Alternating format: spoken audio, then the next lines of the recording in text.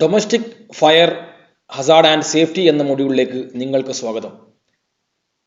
ഈ മൊഡ്യൂളിൻ്റെ അവസാനത്തോടെ നിങ്ങൾക്ക് ഇനി പറയുന്നവ നിർവചിക്കാൻ കഴിയും.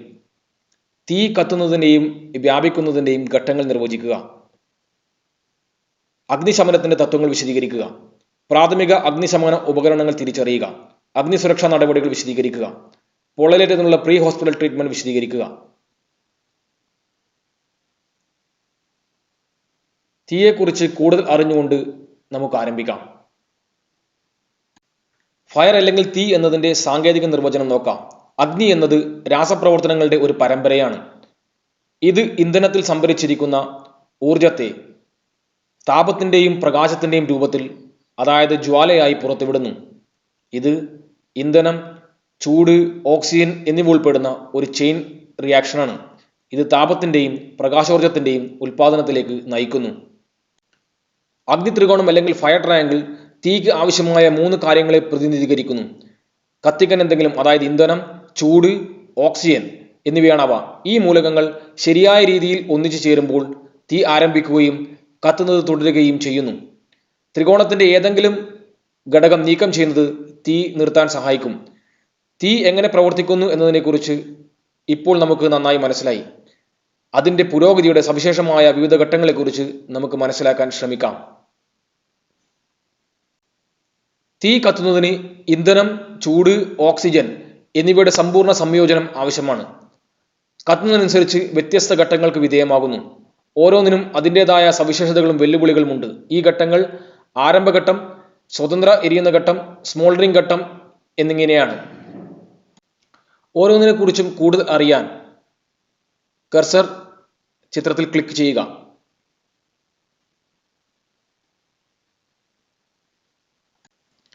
പ്രാരംഭഘട്ടത്തിൽ ഓക്സിജന്റെ അളവ് സമൃദ്ധമാണ്. താപനില വളരെ ഉയരത്തിലെത്തിയിരിക്കുകയില്ല. ശ്വസനം ബുദ്ധിമുട്ടുള്ള കാര്യവുമല്ല. ഈ ഘട്ടത്തിൽ ഫയർ എക്സ്റ്റിങ്വിഷ് ചെയ്യാൻ തീയുടെയും വെന്റിലേഷന്റെയും അടിഭാഗത്ത് വെള്ളം നേരിട്ട് പ്രയോഗിക്കുന്നു.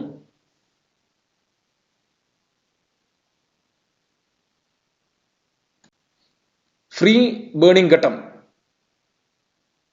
ഈ ഘട്ടത്തിൽ തീ കൂടുതൽ ഇന്ധനം ഉൾക്കൊണ്ട് കത്തുന്നു. ഓക്സിജൻ ലഭ്യത കുറയുകയും ചൂട് കൂടുകയും ചെയ്യുന്നു. ശ്വസനം വളരെ ബുദ്ധിമുട്ടുള്ളതാണ്. അതിനാൽ മാസ്കുകൾ ശുപാർശ ചെയ്യപ്പെടുന്നു.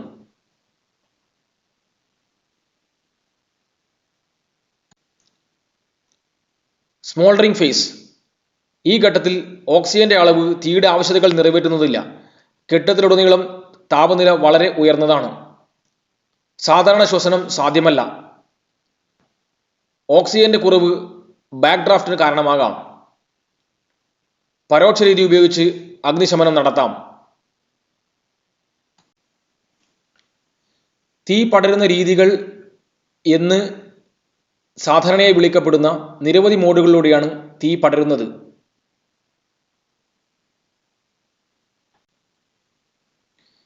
ഈ മോഡുകൾ തീ അതിൻ്റെ വ്യാപ്തിയും തീവ്രതയും വർദ്ധിപ്പിക്കുന്ന വിവിധ വഴികൾ നമുക്ക് വിവരിച്ചു തരുന്നു. അഗ്നിപ്രതിരോധം, അഗ്നിശമനം, സുരക്ഷാ ആസൂത്രണം എന്നിവയ്ക്ക് ഈ മോഡുകൾ മനസ്സിലാക്കുന്നത് നിർണായകമാണ്.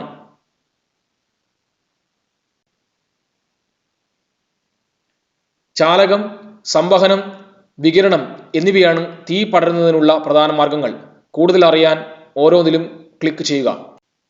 ലോഹങ്ങളായ ഖരവസ്തുക്കളിൽ മാത്രമാണ് ചാലകം സംഭവിക്കുന്നത്.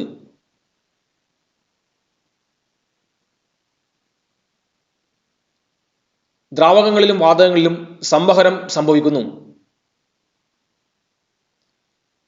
ചൂടുള്ള വസ്തുക്കളിൽ നിന്ന് പുറപ്പെടുന്ന താപരശ്മികളാണ് റേഡിയേഷൻ അല്ലെങ്കിൽ വികിരണം എന്നറിയപ്പെടുന്നത്. ഇപ്പോൾ നമുക്ക് ഫയർ സ്പ്രെഡിന്റെ രീതികളെക്കുറിച്ച് നന്നായി മനസ്സിലായി. ഇനി നമുക്ക് തീയുടെ അല്ലെങ്കിൽ ഫയറിന്റെ വർഗീകരണം നോക്കാം. തീയുടെ വർഗീകരണം അതിൻ്റെ ജ്വലനത്തിന്റെ വേഗത, അപകടത്തിന്റെ തോത്, കെടുത്തുന്നതിനുള്ള ഏറ്റവും ഫലപ്രദമായ സമീപനം എന്നിവയെ സൂചിപ്പിക്കുന്നു. അഗ്നിയെ 5 ക്ലാസുകളായി തരംതിരിച്ചിരിക്കുന്നു. മരം, കടലാസ്, ചണം, കൽക്കരി തുടങ്ങി ഖര കാർബണേഷ്യസ് പദാർത്ഥങ്ങളിലെ തീയെ എ ക്ലാസ് എന്ന് പറയുന്നു. പെട്രോൾ, മണ്ണെണ്ണ, ആൽക്കഹോൾ, ബെൻസീൻ തുടങ്ങി കത്തുന്ന പദാർത്ഥങ്ങൾ ഉൾപ്പെടുന്ന ദ്രാവക തീയെ ക്ലാസ് ബി എന്ന് സൂചിപ്പിക്കുന്നു.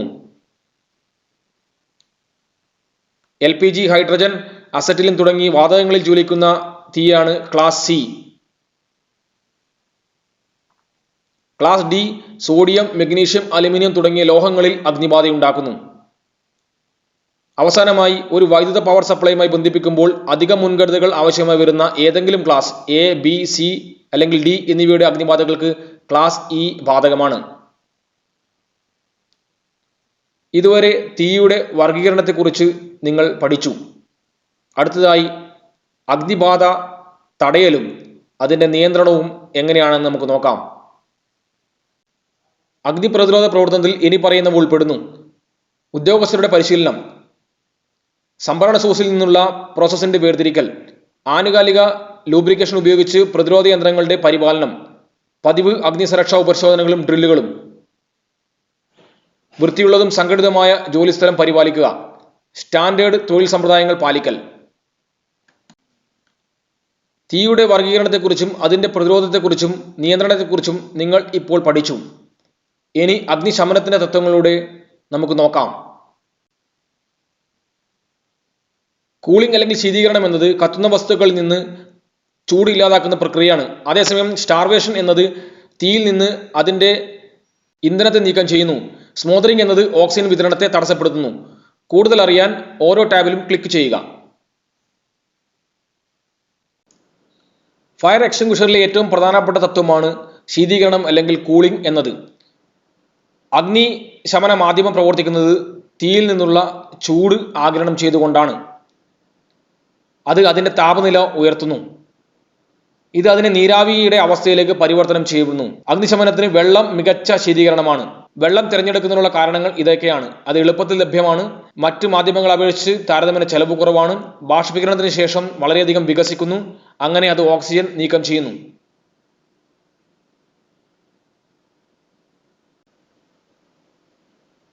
സ്റ്റാർവേഷൻ ജ്വലിക്കുന്ന വസ്തുക്കളിൽ നിന്ന് തീ നീക്കം ചെയ്യുന്നതിലൂടെയോ തീയിൽ നിന്ന് കത്തുന്ന വസ്തുക്കൾ നീക്കം ചെയ്യുന്നതിലൂടെയോ സ്റ്റാർവേഷൻ ഉണ്ടാകുന്നു. സ്മൂതറിംഗ് ഓക്സിജൻ സപ്ലൈ കട്ട് ചെയ്യുന്ന രീതിയാണ് സ്മൂതറിംഗ്. കത്തുന്ന വസ്തുവിൻ്റെ അടുത്തുനിന്ന് ഓക്സിജൻ കണ്ടന്റ് വളരെ പെട്ടെന്ന് റിമൂവ് ചെയ്യുമ്പോൾ തീ സ്വാഭാവികമായും കെടുന്നു. ഉപയോഗിക്കുന്ന ഏജന്റുകൾ foam, carbon dioxide, dry chemical powder, DCP, sand, wet cloth എന്നിവയാണ്.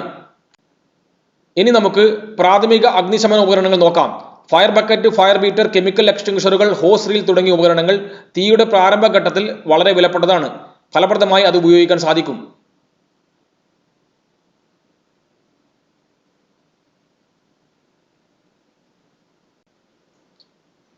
തീപിടുത്തം തടയുന്നതിനെക്കുറിച്ചും നിയന്ത്രിക്കുന്നതിനെക്കുറിച്ചും പ്രാഥമിക അഗ്നിശമന ഉപകരണങ്ങളെക്കുറിച്ചും നിങ്ങൾക്ക് ധാരണയുണ്ട്. അടുത്തതായി അഗ്നിശമന ഉപകരണങ്ങളുടെ തരം പരിശോധിക്കാം.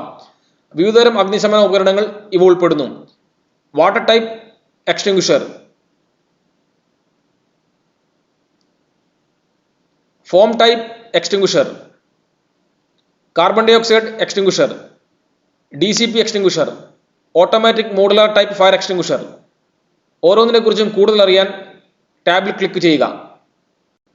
വാട്ടർ ടൈപ്പ് ഫയർ എക്സ്റ്റിംഗ്വിഷറുകൾ 9 ലിറ്റർ കപ്പാസിറ്റിയുള്ള വാട്ടർ ടൈപ്പ് ഫയർ എക്സ്റ്റിംഗ്വിഷറുകൾ തടി, പേപ്പർ, തുണി, റബ്ബർ തുടങ്ങി സാധാരണ അഗ്നി ബാധിക്കാൻ സാധ്യതയുള്ള വസ്തുക്കളുടെ തീ ചെറുക്കുന്നതിനുള്ള ഏറ്റവും ഫലപ്രദമായ രീതിയാണ്.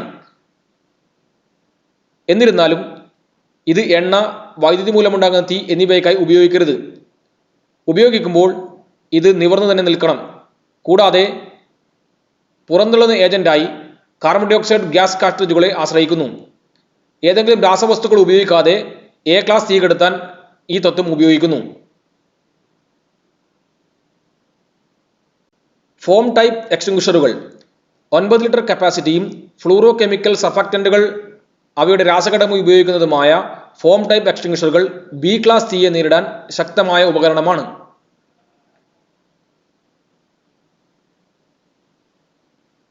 Petrol, oil, naphtha,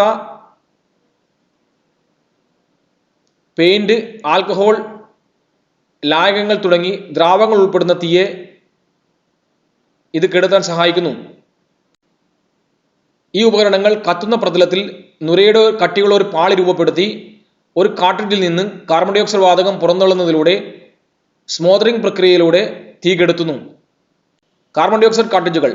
carbon dioxide അഗ്നിശമന ഉപകരണം വളരെ കാര്യക്ഷമമാണ്. ഇതിന്റെ ദ്രുത നോക്ക് ഡൗൺ ശേഷി ബി, സി, ഇലക്ട്രിക്കൽ കൊണ്ടുള്ള തീ എന്നിവ ഉൾപ്പെടെ തീപിടുത്തങ്ങളെ ചെറുക്കുന്നതിനുള്ള ഏറ്റവും അനുയോജ്യമായ രീതിയാണ്. കാർബൺ ഡൈ ഓക്സൈഡ് ഓക്സിജനെ നീക്കി ശീതീകരണ പ്രഭാവം നൽകുന്നതിലൂടെ തീജ്വാലകളെ വേഗത്തിൽ കെടുത്തി കളയുന്നു. ഇത് സങ്കീർണമായ യന്ത്രസാമഗ്രികൾ സംരക്ഷിക്കുന്നതിന് പ്രത്യേകിച്ചും അനുയോജ്യമാണ്.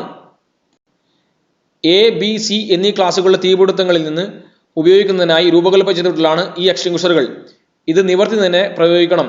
കൂടാതെ 1 കിലോഗ്രാം മുതൽ 6 കിലോഗ്രാം വരെ ശേഷിയിൽ ലഭ്യമാണ്. കെമിക്കൽ ഏജന്റായും എക്സ്റ്റിംഗ്വിഷർ ഏജന്റായും CO2 ഉപയോഗിക്കുന്നു. സ്മൂതറിംഗിലൂടെയും ചെറിയ തോതിലുള്ള ശീതീകരണത്തിലൂടെയുമാണ് ഇത് പ്രവർത്തിക്കുന്നത്.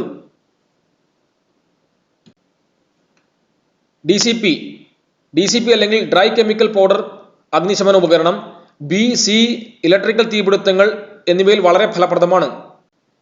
പൗഡർ അടിസ്ഥാനമാക്കിയുള്ള എക്സ്റ്റിംഗ്വിഷറുകൾ വായുവിനെ നീക്കിക്കൊണ്ട് തീ കെടുത്തുന്നു.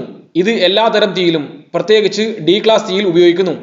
നിവർത്തി വെച്ചുകൊണ്ട് തന്നെ ഇത് ഉപയോഗിക്കണം. 1 കിലോഗ്രാം മുതൽ 13.5 കിലോഗ്രാം വരെ ശേഷി ഉപയോഗിക്കുന്ന DCP പൗഡർ എക്സ്റ്റിംഗ്വിഷറുകൾ ലഭ്യമാണ്. പുറന്തള്ളുന്ന ഏജന്റായി കാർബൺ ഡൈ ഓക്സൈഡ് കാർട്രിഡ്ജാണ് ഉപയോഗിക്കുന്നത്. സ്മോദറിംഗ് തത്വം ഉപയോഗിച്ചാണ് ഇത് തീ കെടുത്തുന്നത്.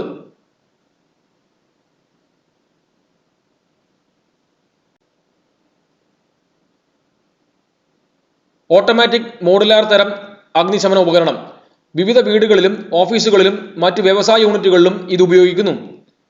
പേപ്പർ, മരം, തുണി, പ്ലാസ്റ്റിക്, ഖര ജ്വലന വസ്തുക്കൾ, പെട്രോൾ, എണ്ണ, പെയിന്റ്, സ്പിരിറ്റുകൾ, രാസവസ്തുക്കൾ, പാചകവാതകം, വെൽഡിംഗ് ഗ്യാസ്, ഇലക്ട്രിക്കൽ ഉപകരണങ്ങൾ എന്നിവയുടെ തീ ചെറുക്കാൻ ഇത് അനുയോജ്യമാണ്. ഇതൊരു മൾട്ടിപർപ്പസ് ഫയർ സപ്രഷൻ ഉപയോഗിക്കുന്നു.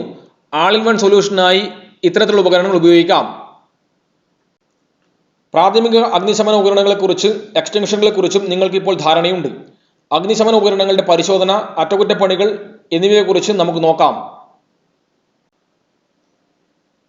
ഒരു അഗ്നിശമന ഉപകരണം സാധാരണയായി ഒരു cylinder, pressure gauge, nozzle, optional hose, safety pin, handle, activation mechanism, കെടുത്തുന്ന ഒരു ഏജന്റ്, നിർദ്ദേശങ്ങളോടടങ്ങിയ ഒരു ലേബൽ, ഒരു പരിശോധന ടാഗ് എന്നിവ ഉൾക്കൊള്ളുന്നു. അഗ്നിശമിപ്പിക്കാനായി ഈ ഘടകങ്ങൾ ഒരുമിച്ച് പ്രവർത്തിക്കുന്നു. അഗ്നിശമനത്തിന് ഉപയോഗിക്കുന്ന ഉപകരണത്തിന്റെ തരം അത് നേരിടാൻ കഴിയുന്ന അനുയോജ്യമായ തീയെ കെടുത്താൻ സഹായിക്കുന്നു. ശരിയായ പരിപാലനവും ഉപയോഗവും കാര്യക്ഷമതയ്ക്കും സുരക്ഷയ്ക്കും നിർണായകമാണ്. അഗ്നിശമന ഉപകരണം ശരിയായി ഉപയോഗിക്കുന്നതിന് സീൽ തകർക്കാൻ എക്സ്റ്റിംഗ്വിഷറിൽ സ്ഥിതി ചെയ്യുന്ന പിൻ അല്ലെങ്കിൽ സുരക്ഷാ ക്ലിപ്പ് വലിക്കുക. തീ ജ്വാലയിലേക്കല്ലാതെ തീയുടെ അടിത്തട്ടിലേക്ക് നോസിലോ ഹോസോ ഉപയോഗിച്ച് എയിം ചെയ്യുക അല്ലെങ്കിൽ ലക്ഷ്യം വെക്കുക. കെടുത്താൻ ഉപയോഗിക്കുന്ന ഏജന്റ് റിലീസ് ചെയ്യാൻ ഹാൻഡിലിനെ സ്ക്യൂസ് ചെയ്യുക. തീ അണയുന്നതുവരെ തീയുടെ അടിഭാഗത്ത് ഒരു വശത്ത് നിന്ന് മറ്റു വശത്തേക്ക് സ്വീപ്പ് ചെയ്യുക. തുടർന്ന് വീണ്ടും തീ കത്തുന്നുണ്ടോ എന്ന് നിരീക്ഷണം തുടരുക. അഗ്നിശമന ഉപകരണങ്ങൾ പരിശോധിക്കുന്നതും പരിപാലിക്കുന്നതിനുള്ള പ്രക്രിയ നിരവധി പ്രധാന ഘട്ടങ്ങൾ ഉൾപ്പെടുന്ന ഒന്നാണ്. ശ്രദ്ധാപൂർവം രൂപകൽപ്പന ചെയ്തതും അംഗീകൃതവുമായ ഒരു മെയിൻ്റനൻസ് ടൈം ടേബിളിൽ നിന്നാണ് ഇത് ആരംഭിക്കുന്നത്. പതിവ് പരിശോധനകളും അറ്റകുറ്റപ്പണികളും ആനുകാലിക അടിസ്ഥാനത്തിൽ നടത്തുന്നു. കൂടാതെ സ്ഥാപിത ചട്ടങ്ങൾക്കനുസൃതമായി ഈ ഉപകരണങ്ങൾ വാർഷിക പരിശോധനയ്ക്ക് വിധേയമാകുന്നു. ഇനി നമുക്ക് അഗ്നിശമന തീരുമാനത്തെക്കുറിച്ചുള്ള മാനദണ്ഡങ്ങളെക്കുറിച്ച് പഠിക്കാൻ ശ്രമിക്കാം.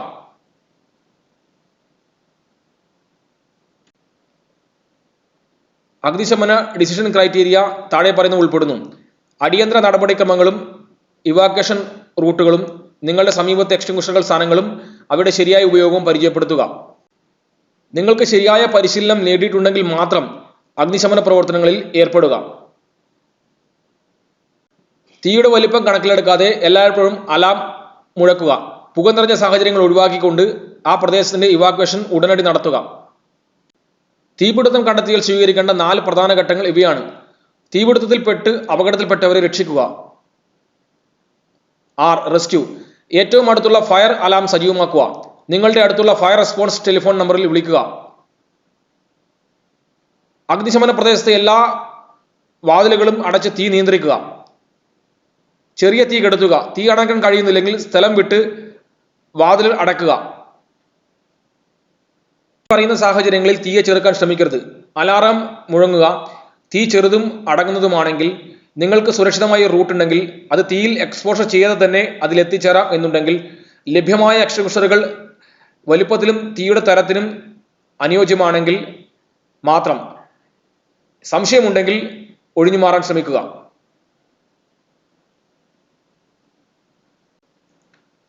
അഗ്നിസുരക്ഷയ്ക്കുള്ള ചില നുറുങ്ങുകൾ ഇവയൊക്കെയാണ്: സ്മോക്ക് ഡിറ്റക്ടറുകൾ സ്ഥാപിക്കുക, തീയിൽ നിന്നുള്ള രക്ഷപ്പെടാനുള്ള പദ്ധതി തയ്യാറാക്കുക, പുകവലിക്കുന്നവരെ ശ്രദ്ധിക്കുക, ശ്രദ്ധയോടുകൂടി ഭക്ഷണം പാകം ചെയ്യുക, തീപ്പെട്ടികളും ലൈറ്ററുകളും സുരക്ഷിതമായി ഉപയോഗിക്കുക, ചെറിയ തീ പോലും പെട്ടെന്ന് തണുപ്പിക്കുക, ഏറ്റവും അടുത്തുള്ള എക്സിറ്റിലേക്ക് നിങ്ങളുടെ കൈകളിലും കാൽമുട്ടുകളിലും ഇഴയുക, stop drop and roll method ഉപയോഗിക്കുക.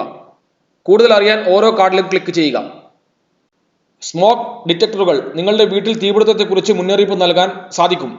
നിങ്ങൾ ഉറങ്ങുകയാണെങ്കിൽ പോലും രക്ഷപ്പെടാൻ സാധിക്കും. നിങ്ങളുടെ വീടിന്റെയും വാണിജ്യ കെട്ടിടത്തിന്റെയും ഓരോ സ്ലീപ്പിംഗ് ഏരിയയിലെയും എല്ലാ തലങ്ങളിലും ഡിറ്റക്ടറുകൾ സ്ഥാപിക്കുക. Escape from fire. നിങ്ങളുടെ വീട്ടിൽ തീപിടുത്തം ഉണ്ടായാൽ എത്രയും വേഗം ഇവാക്യുവേറ്റ് ചെയ്യണം. തീയിൽ നിന്ന് രക്ഷപ്പെടാൻ നിങ്ങൾ തന്നെ പ്ലാൻ ചെയ്യണം. സ്മോക്കേഴ്സ്. അശ്രദ്ധമായ പുകവലിയാണ് തീപിടുത്തങ്ങളുടെ പ്രധാന കാരണം. അതിനാൽ പുകവലിക്കുന്നവരെ കൃത്യമായി ശ്രദ്ധിക്കുക. ശ്രദ്ധയോടെ ഭക്ഷണം പാകം ചെയ്യുക. ഭക്ഷണം ശ്രദ്ധിക്കാതെ ചൂടിൽ ഉപേക്ഷിക്കരുത്. അടുക്കളയിൽ നിന്ന് കുട്ടികളെ സൂക്ഷിക്കുക. കത്തുന്ന വസ്തുക്കളിൽ താപസ്രോതസ്സുകളിൽ നിന്നും അകറ്റി നിർത്തുക. ഉചിതമായ വസ്ത്രം ധരിച്ചുകൊണ്ട് കുക്ക് ചെയ്യുക. തീപ്പെട്ടികളും ലൈറ്ററുകളും വളരെ ശ്രദ്ധയോടെയും മുൻകരുതലോടെയും ഉപയോഗിക്കണം. കാരണം അതുമൂലമുണ്ടാകുന്ന അപകടം ഗുരുതരമായ അഗ്നിബാധയ്ക്ക് കാരണമാകും. 10 മുതൽ 15 മിനിറ്റ് വരെ പൊള്ളലേറ്റത്തിന് മുകളിൽ തണുത്ത വെള്ളം ഒഴിച്ച് ആ പൊള്ളൽ തണുപ്പിക്കുക. പൊള്ളലേറ്റ ചർമ്മത്തിൽ കുമിളകൾ ഉണ്ടാകുകയോ മറ്റോ ചെയ്താൽ ഉടനടി ഡോക്ടറെ സമീപിക്കുക. നിങ്ങളുടെ ഏറ്റവും അടുത്തുള്ള എക്സിറ്റിലേക്ക് നിങ്ങളുടെ കൈകളിലും കാൽമുട്ടുകളിലും ക്രോൾ ചെയ്ത് നീങ്ങുക. തീപിടുത്ത സമയത്ത് ചൂടിനൊപ്പം പുകയും വിഷവാതകങ്ങളും ഉയരുന്നു. തറയോട് ചേർന്നുള്ള വായു ശുദ്ധമായിരിക്കും. നിങ്ങൾക്ക് പുകയിലൂടെ രക്ഷപ്പെടണമെങ്കിൽ നിങ്ങളുടെ തല തറയിൽ നിന്ന് 12 മുതൽ 24 ഇഞ്ച് വരെ അല്ലെങ്കിൽ 30 മുതൽ 60 സെന്റിമീറ്റർ വരെ ഉയരത്തിൽ വെക്കുക. അടുത്തുള്ള എക്സിറ്റിലേക്ക് നിങ്ങളുടെ കൈകളും കാൽമുട്ടുകളും ഉപയോഗിച്ച് ഇഴയുക. നിങ്ങളുടെ വസ്ത്രത്തിന് തീപിടിക്കുകയാണെങ്കിൽ ഓടരുത്. നിങ്ങൾ എവിടെയാണോ അവിടെ നിൽക്കുക. നിലത്ത് വീഴുക. നിങ്ങളുടെ കൈകൾ കൊണ്ട് മുഖം മറയ്ക്കുക. തീ അണയ്ക്കാൻ വീണ്ടും വീണ്ടും ഉരുളുക.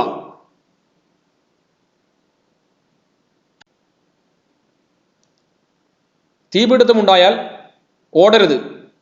വിലപിടിപ്പുള്ള വസ്തുക്കൾ ശേഖരിക്കാൻ സമയം കളയരുത്. പരിഭ്രാന്തി ആവശ്യമില്ല. തീപിടുത്തത്തെക്കുറിച്ച് അഗ്നിശമന സേനയെയും അത്യാഹിത വിഭാഗത്തെയും അറിയിക്കുക. തീപിടുത്തത്തെക്കുറിച്ച് അയൽവാസികളെ അറിയിക്കുക.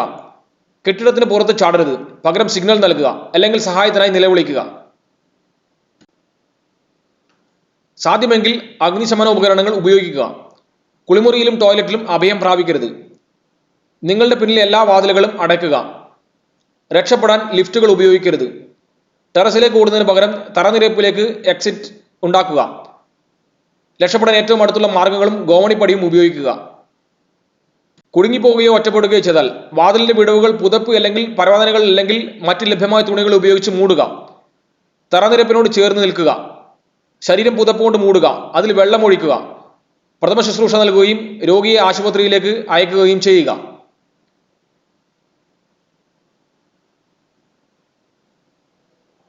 തീപിടുത്തമുണ്ടായാൽ എന്തു ചെയ്യണമെന്ന് ഇപ്പോൾ ഞങ്ങൾക്ക് നന്നായി മനസ്സിലായല്ലോ.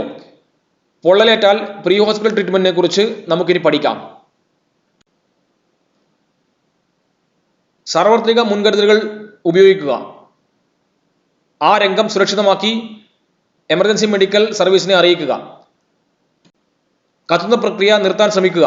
പൊള്ളലേറ്റ ഭാഗത്ത് തണുത്ത വെള്ളം ഉപയോഗിക്കുക. 20 മിനിറ്റോ അതിൽ കൂടുതലോ രാസവസ്തുക്കൾ വെള്ളത്തിൽ കഴുകി കളയുക. വസ്ത്രങ്ങളും ആഭരണങ്ങളും നീക്കം ചെയ്യുക.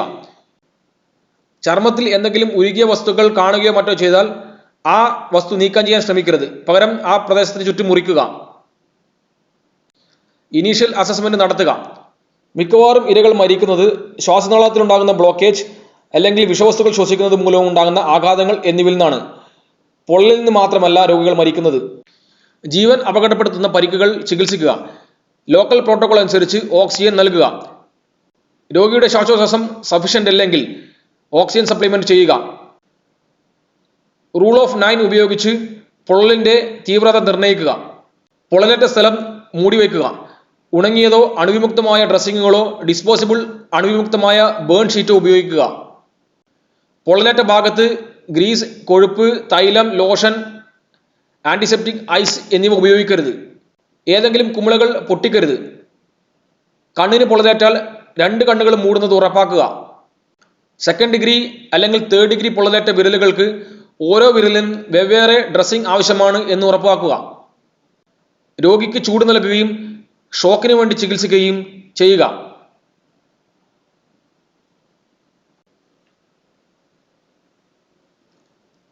ഇനിയൊരു ഗാർഹിക തീപിടുത്ത സമയത്ത് സന്നദ്ധ പ്രവർത്തകരുടെ പങ്ക് നോക്കാം. ഇവാക്വേഷൻ സമയത്ത് കമ്മ്യൂണിറ്റിയിൽ ഓർഡർ നിലനിർത്താൻ സന്നദ്ധ പ്രവർത്തകർക്ക് സഹായിക്കാൻ കഴിയും. റിസോഴ്സുകൾ ലോഡ് ചെയ്യാൻ റെസ്ക്യൂ ടീമിനെ സഹായിക്കാൻ സന്നദ്ധ പ്രവർത്തകർക്ക് സാധിക്കും. സ്വമേധയുള്ള പിന്തുണയിലൂടെയോ സ്ട്രക്ചറിലോ ഇരകളുടെ നീക്കത്തിൽ രക്ഷാപ്രവർത്തകർക്ക് ടീമിനെ സഹായിക്കാൻ സാധിക്കും. ആവശ്യമായ വീട്ടുപകരണങ്ങളുടെ ട്രാൻസ്പോർട്ടേഷനിൽ കമ്മ്യൂണിറ്റിയെ സഹായിക്കാൻ സാധിക്കും. തീപിടുത്തമുണ്ടായ പ്രദേശം വേർതിരിക്കാൻ സന്നദ്ധ പ്രവർത്തകർക്ക് സാധിക്കും. പൊള്ളലേറ്റാൽ ഉള്ള പ്രീ ഹോസ്പിറ്റൽ ട്രീറ്റ്മെന്റുകളാണ് നിങ്ങൾ ഇതുവരെ നോക്കിയത്. അവസാനമായി ഈ മൊഡ്യൂളിൽ ഉൾപ്പെടുത്തിയിരിക്കുന്ന പ്രധാന ആശയങ്ങൾ ഒന്നുകൂടി ശ്രദ്ധിക്കാം.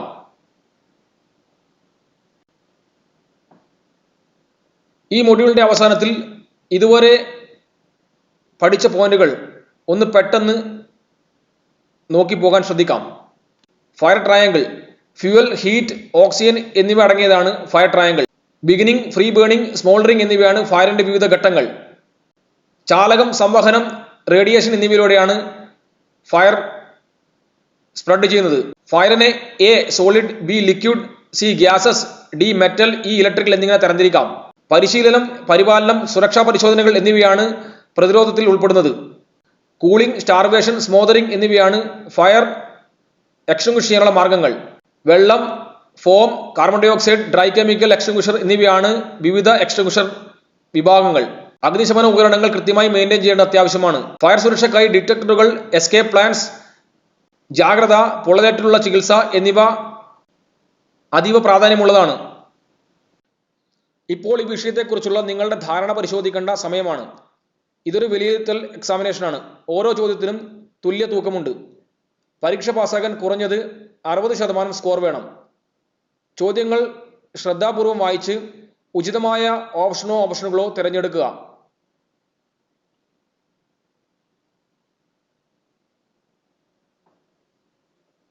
കൃത്യമായ ഓപ്ഷൻ തിരഞ്ഞെടുത്ത് സബ്മിറ്റ് ചെയ്യുക.